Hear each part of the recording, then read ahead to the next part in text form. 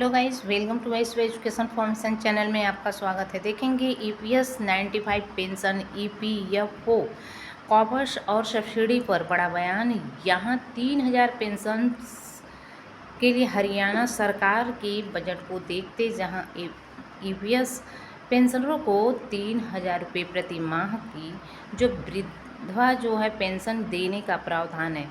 सूचना देखेंगे news Chhattisgarh. EPS 95 pensions और ईपीएस 95 पेंशन्स को लेकर के ईपीएफओ पर एक बड़ा सवाल उठाया गया है और ईपीएस 95 पेंशन्स और ईपीएफओ को भी यहाँ पे लेकर के किसी कॉन्ट्रैक्ट पर पेंशनर्स रामकृष्णा फिलर्स ने समीक्षा की बारीकी से बिल्कुल एक एक करके बात को उजागर किया है और पेंशनर्स को जागरूक करने के उद्देश्य से इसका पोस्ट भी फेसबुक पे किए थे।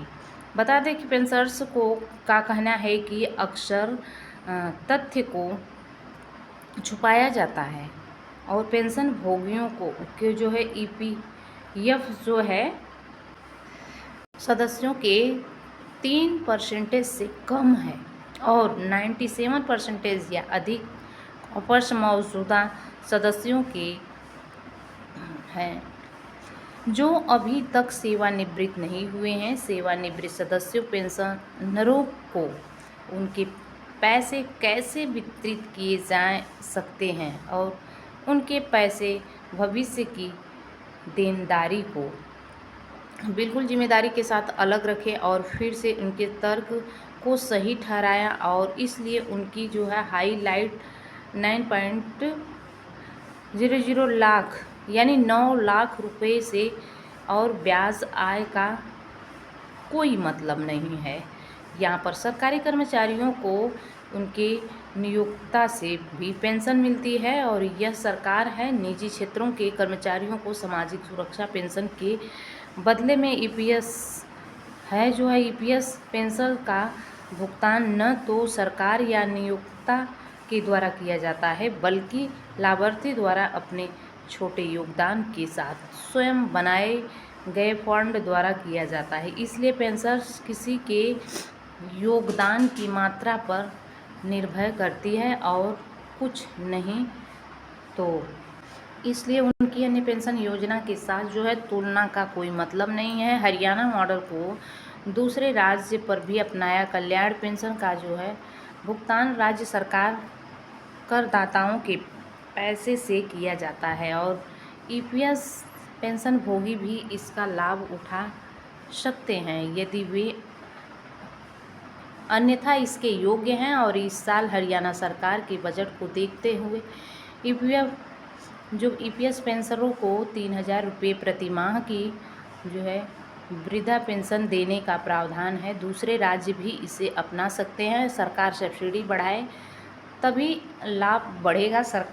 केंद्र सरकार के न्यूनतम पेंशन की अवधारणा को ईपीएस में बनाए हैं और उस न्यूनतम पेंशन को पिछली बार संशोधित किया गया था।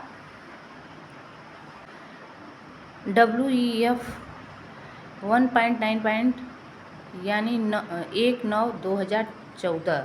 अब यह लगभग 10 साल हो गए हैं और इस अवधि के दौरान महंगाई पर विचार करके और न्यूनतम पेंशन और पेंशन भोगियों की वेतन बढ़ाएं ताकि मौजूदा पेंशन भोगी और भविष्य के पेंशन भोगी को कुछ राहत मिले। ईपीएफओ को 1000 रुपये प्रति माह की न्यूनतम पेंशन देने के लिए 900+ करोड़ प्रति वर्ष की सब्सिडी पहले से सही सरकार दे रही है। सरकार को सब्सिडी बढ़ाने चाहिए। अगर ईपीएफ अभी घाटे में है तो पिछली बार वास्तविक मूल्यांकन 31/3/19 को किया गया था। ईपीएफओ 31/3/2024 को मूल्यांकन करवा ले। ब्याज आय में वृद्धि को देखते हुए सुधार हो सकता है। इस अवधि के दौरान ब्याज दर में वृद्धि हुई है। तो तो दोस्तों इस तरह की अपडेट हम लगातार देते रहेंगे, जिसे अच्छा लगे वेरी थैंक्स, और ना लगे तो ऑफकोर्स एब्सोल्युटली कोई बात नहीं है। मेरे चैनल लगातार बने रहे। Thanks for watching, God bless you.